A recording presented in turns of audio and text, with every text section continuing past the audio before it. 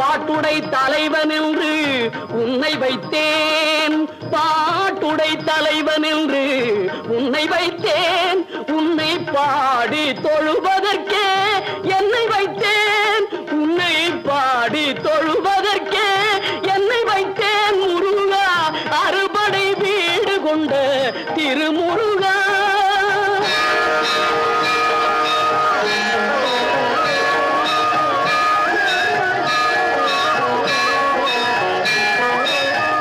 வேண்டிய மாம்பழத்தை கணபதிக்கு அந்த வெள்ளி பனித்தலையர் கொடுத்ததற்கு